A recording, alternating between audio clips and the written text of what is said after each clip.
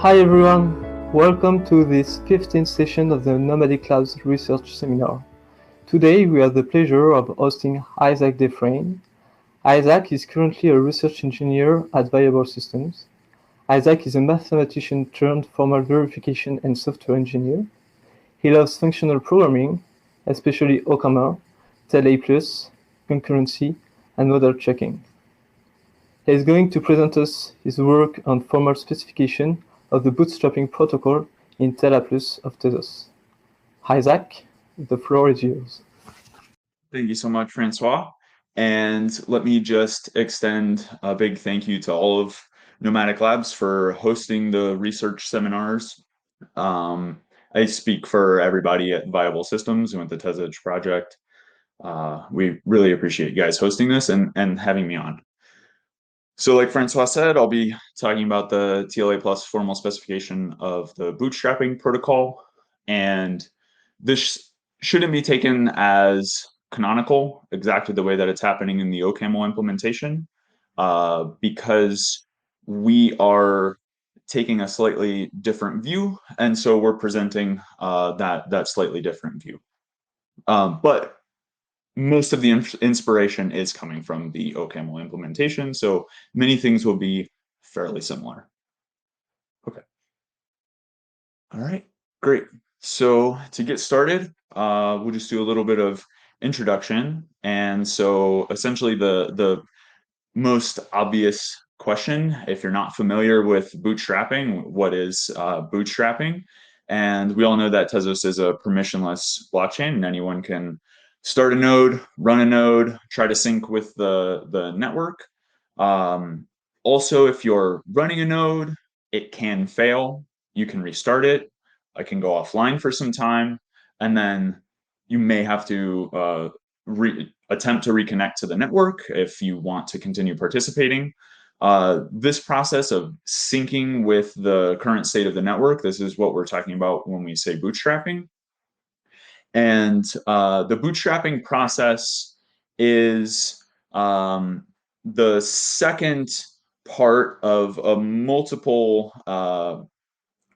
multi-phase or multi-step process to get a node up and running and synced with the network. And the first stage being handshaking, where we establish our secure connections. So we'll be taking the part of the process where we get our secure connections basically as a given.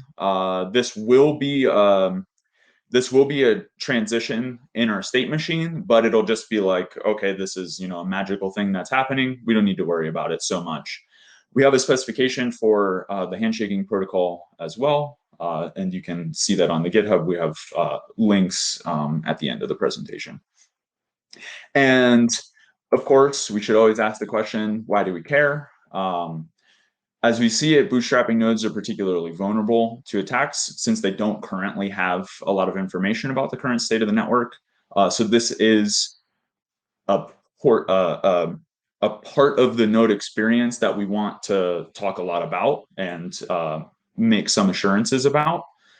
And just a general word about the goals of Viable System and Tezos, being that we want to improve safety and security. This one's almost so obvious, I don't know that I need to comment on it so much. We want to ensure liveness. And what we mean by this is we know that our customers expect a smooth bootstrapping experience. And so we want to ensure nodes don't get stuck. We have guarantees for this in our Tezos node. Generally, we want to improve performance. Again, I think that one's fairly obvious. We want to do more with less, always. We want to simplify complex algorithms because bugs live in complexity, and the act of simplifying complex algorithms forces you to think differently about processes, gives you new perspectives on them, and again, uncovers some bugs that may be lying there.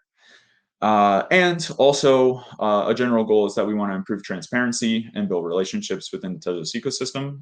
So giving presentations like this is, of course, one way to engage with our audience. And so we use TLA Plus to express and verify safety and liveness properties. So we're going to be talking all about TLA Plus. And so if you're not familiar with the syntax of TLA plus, it's a little bit strange. It's not like most programming languages. It's more like mathematics written in ASCII. That's okay. I'll explain what the different syntax means as we encounter it. And then how we can help, or at least from the formal verification side, we write formal specifications, clarify, simplify, and codify algorithms, formulate and verify safety and liveness properties. Of course, that'll be a big focal point of this presentation. And also we use model checking, especially inductive invariance, to exhaustively verify designs and properties. So we'll talk about inductive invariance in just a second. So we'll go ahead and get to some parts of the bootstrapping spec. So there are two kinds of nodes in this bootstrapping specification. So one kind of node I'll constantly refer to as the bootstrapping node. So these are the ones that don't have the current information about the state of the network. And then I'll talk about nodes without the bootstrapping qualification. These are the nodes that are presumably knowledgeable about the current state of the network. So either way, the bootstrapping nodes, the ones that are connecting to the network, they only send three types of messages. So we've made some simplifications, which we'll talk about in just a second. So it's good to make simplifications at first, and then you can build to some more complexity. But currently, this is the stage of the specification. So bootstrapping nodes will send three different types of messages, either requesting a current branch that's asking for the current head of a peer along with some samples of block hashes. We can request block headers. So I know of a block hash and now I want the actual header data for that block hash. We can request operations. I've seen an operations hash, and now I want to get some of the operations that correspond to that hash. So that's what those three messages consist of. And then nodes will send these three types of messages, which means that bootstrapping nodes will receive these three types of messages, just a response to either one of those queries, right? I asked for a current branch, you're sending me a current branch, so this is, your current head along with a sample of your history. I asked for a block header, you're now sending me a block header or an operation. Okay, so these are the only kinds of messages that will be sent in the protocol that we're dealing with. So let's talk about some assumptions, clarifications, simplifications. To make things simpler, we just assume all messages are happening in relation to the same chain ID, so we don't have to worry about having multiple chains and checking different messages for different chains. We also are not considering different protocol levels in the headers, also no timestamps. I think this is an okay simplification for the time. Of course, at some point we'll want to add protocol levels. Like we just talked about, there's only the three message types, the current branch, block header, and operations, which means that we've excluded the current head message and also any discussion about the mempool, essentially. Okay. The bootstrapping nodes will only communicate with nodes. So bootstrapping nodes don't communicate with one another. It doesn't really matter if nodes are communicating with one another because really the part of the communication that we're interested in is the part that goes from bootstrapping nodes to nodes, back from nodes to bootstrapping nodes. And we want to say something about the behavior of the bootstrapping nodes. Okay. Also,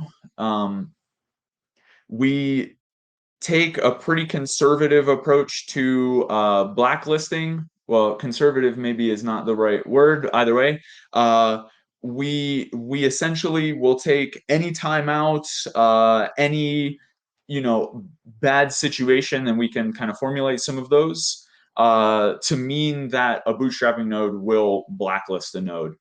So there are many ways for a node to be blacklisted, and for the purposes of the specification, if I blacklist a node, they're blacklisted forever, and I just never communicate with them again. Okay.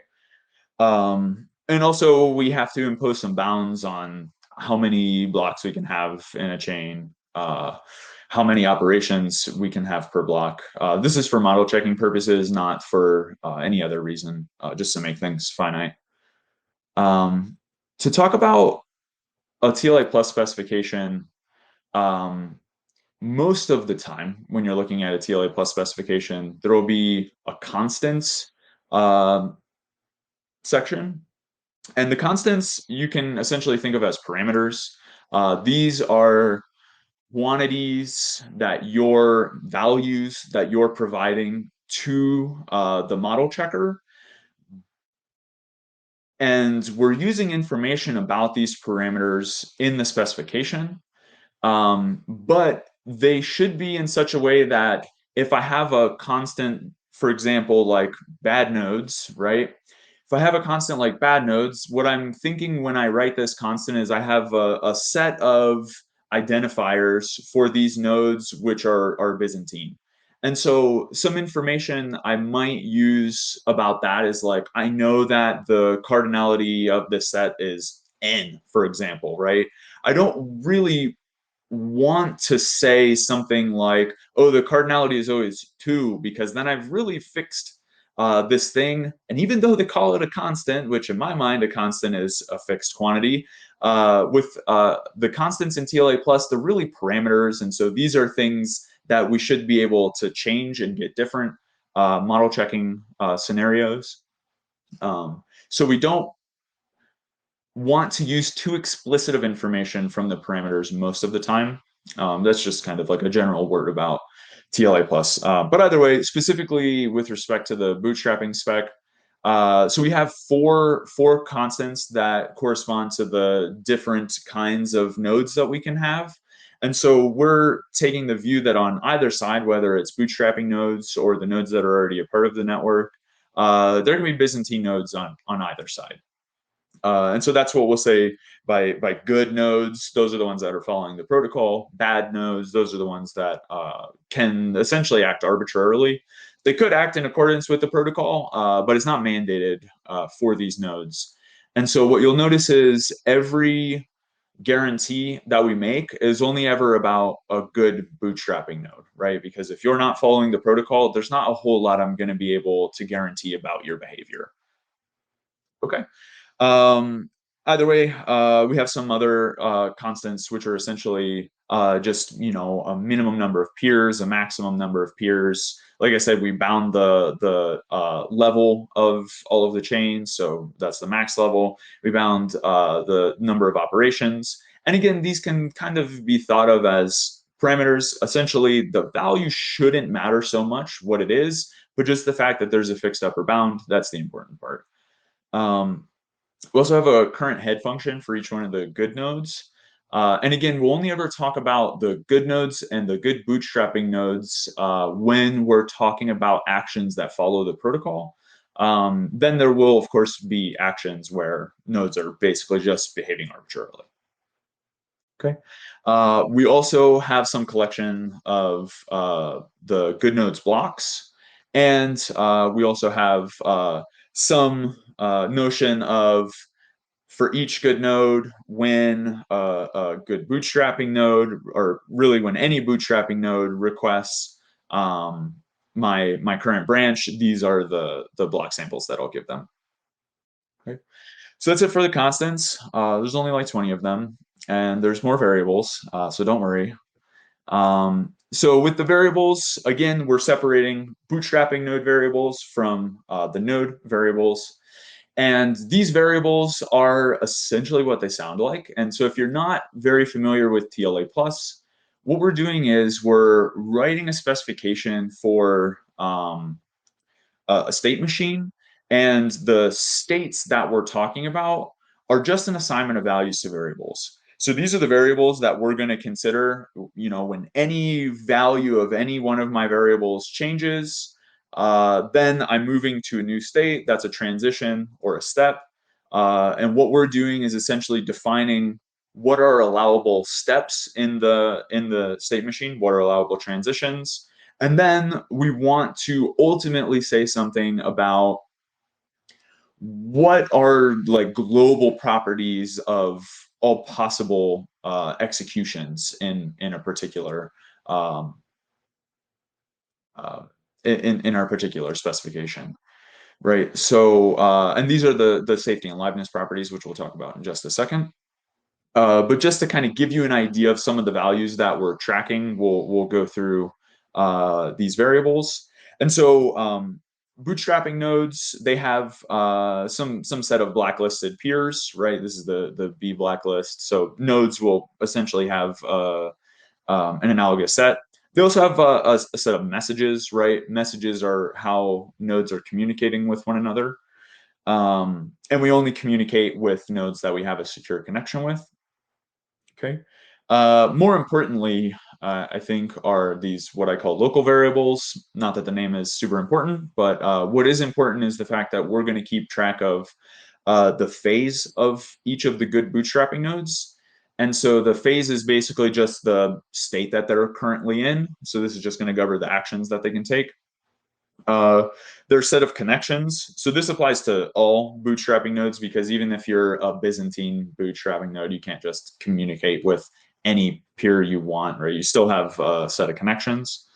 Also, the bootstrapping nodes will be trying to update their current head, essentially. And so this is a variable that we'll keep track of. The fittest head variable is essentially just a bootstrapping node's knowledge of all of their peers' fittest heads. And so this is essentially the current head, or presumably it's the current head that they get in response to a current branch message. We also have header and operation pipes, and these are basically just the place where we're going to put our what I'll call pre-validated headers and pre-validated operations in such a way that when we go into the block application phase, what we're going to do is basically just pull header and operation pairs from the pipes and use those to form our blocks. And speaking of the pre-validated headers and operations, those are the next two variables. So we have pre-validated headers and pre-validated operations. And these are essentially collections of headers and operations, respectively, that are on a branch that we know has majority support from our peers. And we'll talk more about that. And our validated blocks are essentially just the set of all of the blocks that we've formed in the block application phase. Okay, so these are kind of all of our local knowledge variables as a bootstrapping node. We also have some history variables, and by history variables, essentially what we'll do is keep track of phase of bootstrapping nodes, and also all of the messages that they're sending and the messages that they're receiving. And this is all of the send get branch, receive branch, send get headers, all of these things. And it's a little bit more than just the message that was sent. It's really the data from the message corresponds to a particular node, but it's okay. We don't need to focus so much on it. You can think it's just the messages that we've been sending and receiving. And then with respect to the nodes, they have some similar variables like the blacklist set, the messages set. So nodes can also blacklist bootstrapping nodes if that's a reasonable thing to do. And also, of course, they have a set of messages which they're responding to. And so we're taking the view that the bootstrapping process, the communication with the nodes, doesn't really start until the bootstrapping node initiates the process, until they ask for a current branch, essentially. Okay, but either way, the nodes have a set of messages which they'll respond to. So they also have some collections of headers and operations, which they've basically been asked to provide to a particular node. And so these serving headers, serving ops, these are essentially just collections for each bootstrapping node. You know, what headers did they request? What operations did they request? Like I'll get to them at some point in time. But these are the variables that keep track of those things. And then, like with the bootstrapping nodes also have a collection of messages that they've both sent and received, and so that's essentially the domain of these six uh, variables here. Okay. Fortunately, that's it for the variables. Hopefully, you'll remember some of those variables as we're looking at safety and liveness properties. It's a lot to keep track of, especially if you've worked with TLA plus. You know that it's untyped, which, oh, let's not get into that. But TLA plus is untyped. There are some efforts to make type systems for TLA plus, which is great, and I use those extensively, but it is still fundamentally an untyped language. So we need to keep track of a lot of things in our head. Okay, either way, moving on to kind of a high level view of the different phases of the bootstrapping nodes. And so essentially there are three main phases. Really, there are four if you include the 0th phase being that they're in the initial state, which is not so exciting. And like I said, we'll take the establishment of secure connection as a given. So we won't really talk so much about the initial phase. It's not super exciting.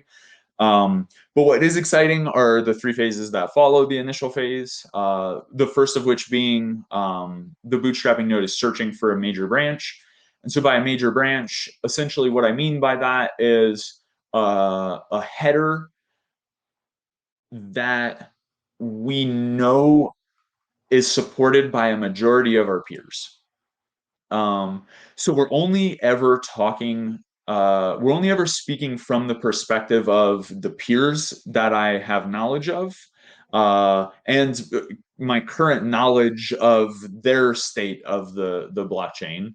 And so when we're looking for a major branch, we're saying, okay, these are the peers that I have, and out of all of these peers, what I want to see is that a majority of them agree on some particular branch or some particular block header, however you want to say that. That's essentially the idea. So that's the first phase. We're just sending get current branch, sending get block header requests, and hoping to find a block header that a majority of our peers have in their chain. And what we're not doing is we're not requesting any operations yet, and we're certainly not applying any blocks yet. We're just trying to get our bearings, essentially. Okay, so that's the first phase. The second phase, after we've found our major branch, our second phase is essentially our validation of this major branch. And by that, what I mean is, okay, we may have found a header at some particular level that we see all of our peers agreeing with. And so now what we want to do is check that those peers also agree on some particular history, kind of like starting with the latest block as that major header, and then moving back to some specified point. In the specification, we basically just take it as the genesis block. That's not necessary, and we plan on changing that soon to just be some sufficiently long suffix of this major branch. But either way, that's something we'll include in the future. And so essentially what we're doing now is not only downloading block headers, but we'll also download operations, validate these amongst our peers. Again, make sure that there's majority agreement on each one of the headers and also the operations that we're getting for the particular block before we actually move these headers and operations to these pre-validated sets. So that's what the pre-validated sets are. They're basically, once we have a header or some collection of operations in our pre-validated sets, we have some guarantees about a majority of our peers agreeing that these things are the way that they should be. So that's essentially what the validating major branch phase is about, right? We're just requesting some block headers and operations. We're doing some amount of validation before we move them over to kind of like a safe set where we have some guarantees about the information. And what we're not doing is we're still not applying blocks, and we're still not enqueuing any headers or operations into the pipelines. Uh, it's possible that while we're validating a major branch, that all of a sudden we get new information, which is basically saying, well, there's actually a different major branch with higher fitness than the one that you're looking at. This is possible, and if this happens, basically what we'll do is start the validating phase again, but now with this new information, this new header, this new branch, with our current head being adjusted to reflect the fact that we found a new major branch. And since we were always looking for majority support on any branch that we ever considered proceeding forward with, this new major branch should just be an extension of the previous one. And that's essentially it for the validating phase. And then the last phase is about applying blocks, and this one's fairly straightforward. We're not communicating with our peers at this point. All we're doing is we're going into our cabin in the hills, and we're going to construct our blocks out of the headers and the operations that we've gathered. So from our pre-validated headers, from our pre-validated operations that have been put into the header and operation pipes. Well, sorry, we'll be doing that in queuing in this process, in this phase, and then we'll go ahead and apply these blocks from the header and operation pipes. And again, we're not communicating during this phase. So if there are new major branches that could be found at this point, this is not something that we're concerning ourselves with.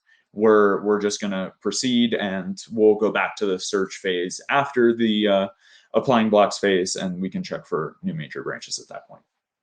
Okay, so those are the three main phases that the bootstrapping node will go through. And I think now is a good time to talk about some of the safety and liveness properties that we'll get with this specification, with this setup. So talking about safety properties, we have several of these. And so in terms of connections, what we can say about good bootstrapping nodes, we could also say the same thing about Byzantine nodes here as well. But again, it's who needs to make many claims about Byzantine nodes. So what we're saying here is for all bootstrapping nodes, for all good bootstrapping nodes, two things must be true.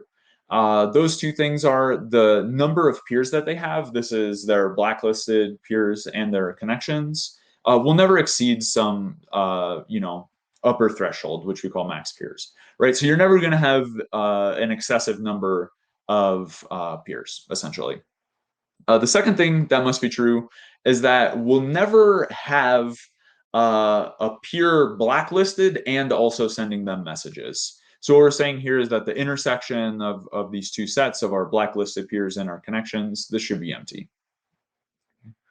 Another safety property that we have is that the messages that we handle as a bootstrapping node will only ever come from our connections, right? And so essentially what we're saying here is all good bootstrapping nodes, it's the case that the set of people who have sent us messages, right, for all of our messages, oh, sorry, that should be a BN there. Okay, I missed that. For all of our messages that we've been sent, they only came from our connections. Okay, and this should be like, oh yeah, super obvious, but nothing's obvious until you verify it. Okay. We also have a phase consistency safety property, which essentially says, and again, this slash a is the universal quantifier. Again, ASCII, mathematics. But either way, every bootstrapping node, every good bootstrapping node, let's let P be the phase of that node. So it's one of those, well, 4 phases, really. We only talked about the 3. But as long as the bootstrapping node is not in the initial phase, then we know that they have a lower bound of peers as well. They'll always have at least the minimum number of peers, and we've already seen that they'll also have the at most the maximum number of peers. So we're always within a specified bound. The other 2 things that we have in terms of phase consistency is essentially if we are validating if we're validating some major branch, this is what the major phase is about. We're validating some major branch. It must be the case. So if we're validating some branch up to level L, let's say, it must be the case that the highest branch that we've seen a majority support for will have that same level L. And essentially the same should be true of the apply phase. If we're applying blocks for some branch that currently stops at level L, then this should be the highest major branch that we've seen. Okay. And the last safety property that we'll talk about is our current head consistency. And essentially, what this is saying is the only way for us to get a current head, or sorry, the only way for us to the only current heads that we can ever have must be supported by a majority of our good peers. So what we're saying is the number of good peers that we've seen supporting this current head that we have, it must be a majority. And so when we say, current head is in the good headers of N, essentially what we mean is uh, N is a good peer, first of all. And we're just looking at all of that node's blocks, all of the headers for those blocks. And of course, current head consistency is not something that the bootstrapping node is checking at the time.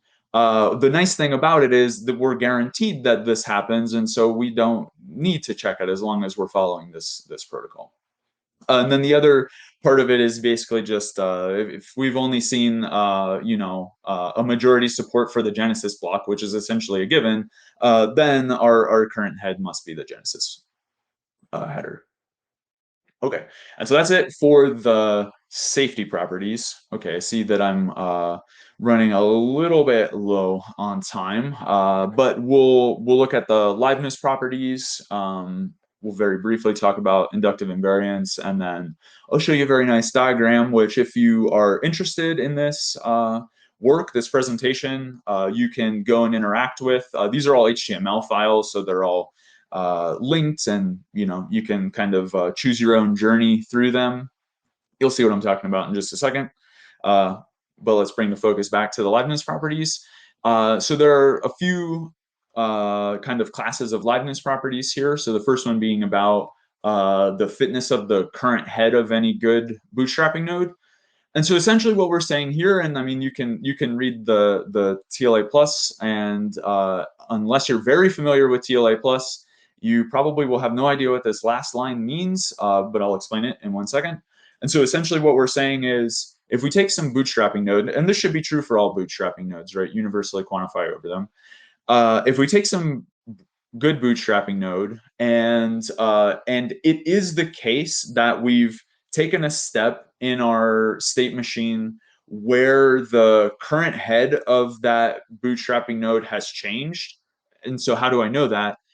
So when we write current head, this is like in the state before the transition, I guess you could say. In the current state, maybe is a good way to say it. I'm just calling it old and new here. But current head without a prime, this is in our current state. This is the value of that variable. Current head with a prime is like in the next state. This is the value of the current head variable. So that basically, this is how the current head variable will change values. And essentially what we're saying here is that it's always the case. So this is a temporal operator, the box operator. It looks like an empty set, or sorry, an empty list if you're an OCaml programmer. But either way, this is the box temporal operator. And what it's saying is the old current head that we had is not equal to the new current head that we have. And so obviously that means that we've changed our current head. And so what we're saying is then that necessarily implies that the fitness of the old head is strictly lower than the fitness of the new head. And then there's this real weird thing with this underscore vars. So vars is just the tuple of all variables in the model. And so anytime you see some action, so this is an action because I'm talking about previous states and future states. And anytime you see an action in square brackets with an underscore vars or underscore and you list out explicitly the variables, what we're saying is that it must always be the case that the thing I just said is true, that, if we change, then we have this stuff about the fitness, or we're taking a stuttering step. So every single step will satisfy this property. In the sense that if it's not a stuttering step, it must satisfy that property. And if it is a stuttering step, then we don't care. No variables change. So there's not really anything that we're talking about. And a stuttering step is exactly what I just said. No variables in our model have changed. And stuttering steps may sound like, why would you even care? But they're actually very important. I won't go so much into that right now, but for composability. And so everything in TLA plus needs to be expressed in what we call a stuttering invariant way. And so that's why it's written in a slightly strange way. Okay, maybe that's enough about that. Let's talk about some allowable transitions.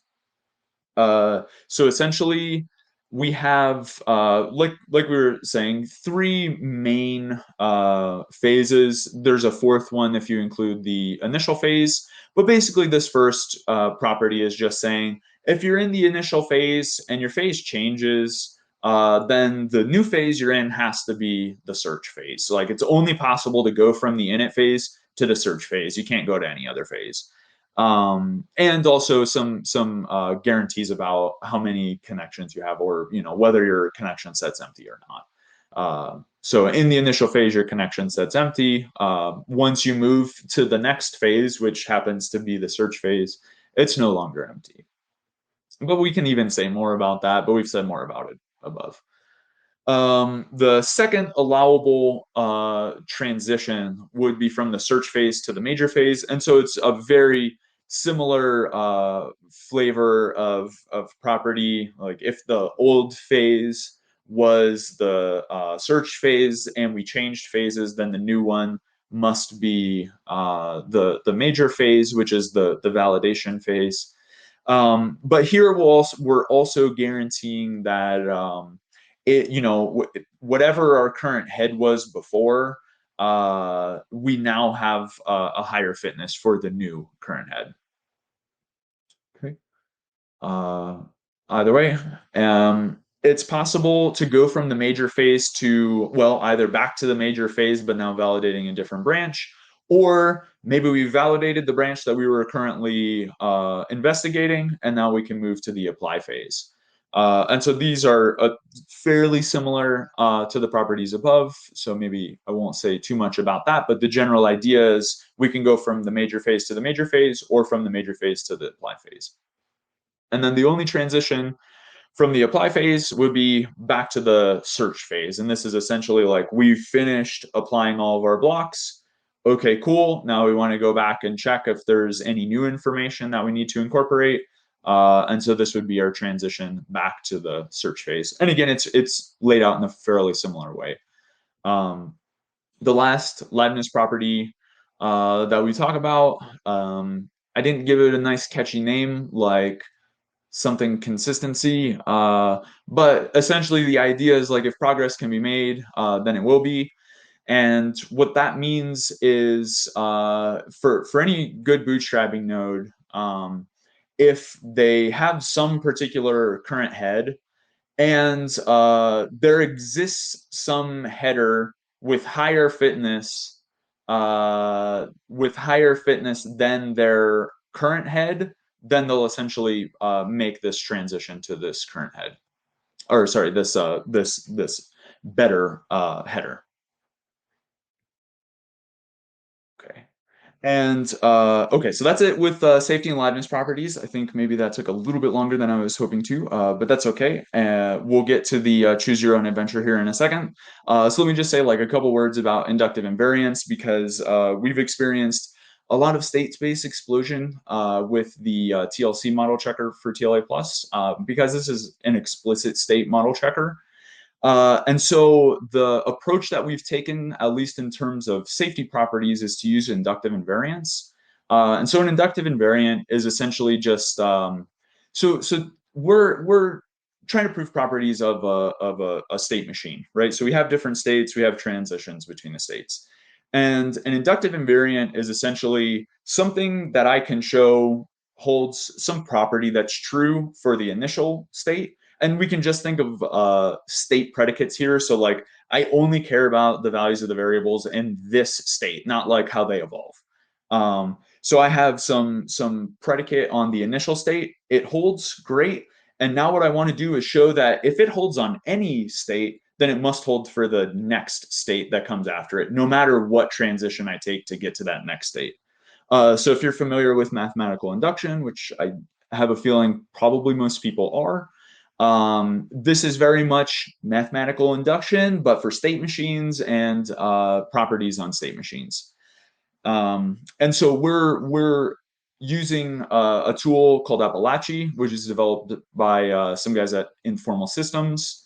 That's linked to it if you're interested. And we're using this Appalachian tool to verify inductive invariance. It's a symbolic model checker, so it does the job very well for us. And either way, so here's the phase diagram. I had it, horizontal in that view just because this one fit on that screen, of course. But this is the kind of vertical view. And essentially the idea here is like, if you're interested in pursuing this stuff further, I would love to go through this, but I think I'm just about out of time here. All of the nodes and labels are linked to some further information and some TLA plus code about the particular transition or phase that we're in. And so, for example, if you want to know more about how we're validating a major branch, you can come in here, see how we're exchanging block header messages in terms of the TLA plus code, how we're exchanging operations in terms of the TLA plus code, so on and so forth. And this is true for all of these things. And we even include an initial state slide as well, but most sets are empty. It's like not so interesting. But either way, point being, if you are interested, you can come in here and look at our diagram and kind of choose your own adventure through the phases and the transitions. And I'll just wrap things up here because I think we're about at time. And so in terms of future directions, because like I've hinted throughout this, well, at least in terms of my work, I never feel like it's finished. And I don't know if that's a good or bad thing. But I always feel like there's just more that I can do, right? There's always some way to improve things because we're constantly learning and we always want to include the things that we've just learned into what we're doing. But either way, a future direction for this specific specification in terms of safety would be to have something in the specification about Eclipse attacks. We have some ideas for this, but it's not something that has been included in the specification. So this is kind of a further development that may appear here. In terms of performance, we also want to include some information about memory space into the specification. just by estimating sizes of, different pieces of data, and then making some claims about how much memory is being used in different scenarios. And then also including some kind of high and low priority queues for when we have like a kind of a goal in mind, but we're also kind of doing some side task. We'll put all of the high priority stuff in kind of the goal oriented queue, and the low priority stuff in the kind of side queue. And so, where can you find us and follow our work? So there's links to the Tezos repo, the repo with this particular specification and all of our specifications, and then also the Bible Systems Medium. And yeah, thank you so much for your time and attention. I know it's asking a lot to sit through almost an hour of presentation, but hopefully it was enjoyable. And thank you guys so much for your time. All right. Thank you, Isaac, for this nice presentation. There are several questions from the audience. I will select some of them. So first one from Jan is peers disconnection. Oh, sorry, I didn't. Do you model the fact that a peer can disconnect at any point in time during the bootstrapping phase? So no, and the only reason no is because if we include something like that into the model, we very quickly get into okay, well, there's a few different ways that we could include it into the model, right? And sort of the naive way to include it is just say, okay, now peers can disconnect from one another, right? But if we also allow for peers to reconnect, then we'll constantly get into these cycles which will disprove all of our liveness properties, where we connect, we disconnect, we connect, we disconnect. So these are situations that we typically avoid in the specification. But of course, we could say something like, okay, we can only connect and disconnect like, a certain number of times, and like we can never exceed that threshold of connections and disconnections. So it's not something that's currently in there, but it certainly could be included. Yeah. So another question that I have actually is, could you handle the fact that you have new peers in the network that's coming? That would be a similar issue? Yeah, so that's not something that's currently in the specification, because we kind of say like, okay, there's like a fixed set of nodes, there's a fixed set of bootstrapping nodes, and also once we make our connections, like those are the only people we're ever communicating with. And certainly like those things could be massaged a bit. They could be more flexible than they are, but this is just like what's the simplest, like strictest scenario that we can make some claims about, and that's Okay. typically what we start with. Okay. Another question is the majority rule you mentioned. Is it related to the connected peers? Sorry? Yeah, to the connected peers, exactly. Yep. So it's majority of your peers, because that's all you ever have information about, right? Is the peers that you're communicating with. Next one. How do we know that there is no infinite sequence of stuttering steps? Oh, yeah. Well, that's a great question. And I didn't even say technically what the spec is. But when we talk about the spec, which is usually just given that name in TLA plus, what we do is we supply three things. First thing being the initial state. So we talked about the initial state. That's something you've already seen. The second thing that we say in our spec is what are all of the allowable next steps. So what are all of the allowable transitions? Okay, cool. So initial phase, initial state, and also how can I get from any state I'm in to the next one? The third thing that we provide in most situations is a fairness condition. Because so there's sort of two concerns here. The first concern being safety. If all you care about is safety, we don't care about fairness. You can have infinite stuttering steps. That's just fine. Because if you go and look at all of our safety conditions, they'll all be satisfied for an infinite execution of stuttering steps, because literally nothing happens if it's all stuttering steps. If our concern is liveness, then we need to introduce a fairness into our specification, which essentially says we can't have an infinite sequence of stuttering steps. So we'll typically do it using what's called weak fairness, which basically says like if an action is constantly enabled, it will happen at some point in time. There's no like it'll happen within 10 steps, 20 steps, nothing like that. We're just guaranteed that it will eventually happen, which is to say that it's not possible to have infinite stuttering steps.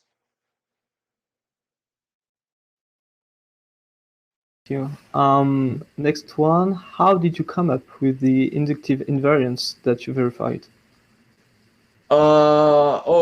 That's an interesting question. Yeah, I don't really know how to answer that actually. I guess, well, I mean, part of it is sort of like an art, right? It's not so much a science when you're like coming up with certain properties. So, well, one way to say it is like I've done this sort of thing a lot, and so it's something that you get used to and you get better at as you do it. But specifically, I mean, you're just thinking about like what are the important things that you want to talk about in relation to your specification.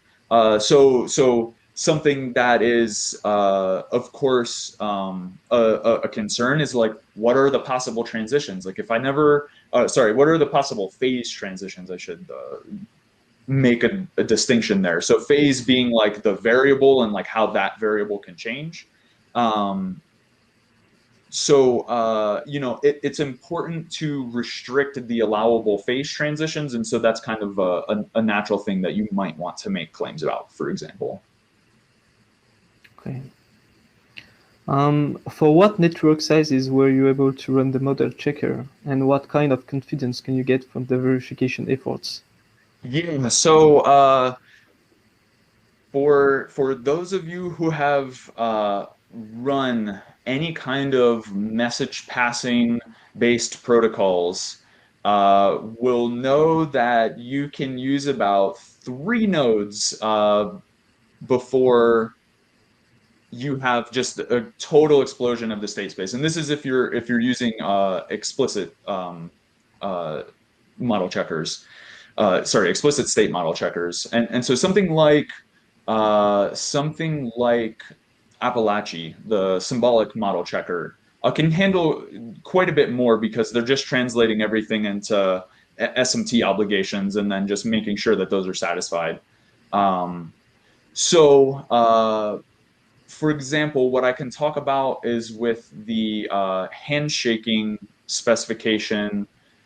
With the explicit state model checker TLC, we were able to do it with 3 nodes before it just became infeasible. You're waiting days and then you're just exhausting all of the memory on your hard disk, um, and not getting any results, unfortunately. And with Appalachian, 10 nodes is not that big of a deal. And we haven't pushed that further, but I have a feeling that it can be pushed even further. But the nice thing to keep in mind is we don't necessarily need to have a model checking scenario with hundreds of nodes to kind of verify these properties, because essentially once we have sufficiently many nodes, the behavior is already complex enough. If we're going to see the bugs, they'll appear with 5 nodes. It won't take to 100 nodes to see some of these bugs showing up. Okay. So yeah, I mean, uh, I think you can be fairly confident about the results, even if you've just seen a run for 5 nodes. I think you can be fairly confident in applying that to sufficiently or significantly larger networks. And the last question so far is, would it be possible to reason about network split? Network splits. The fact that there's an hard fork, I guess, at some point. Okay. And this is not in relation to protocol level, or this is in relation to protocol level?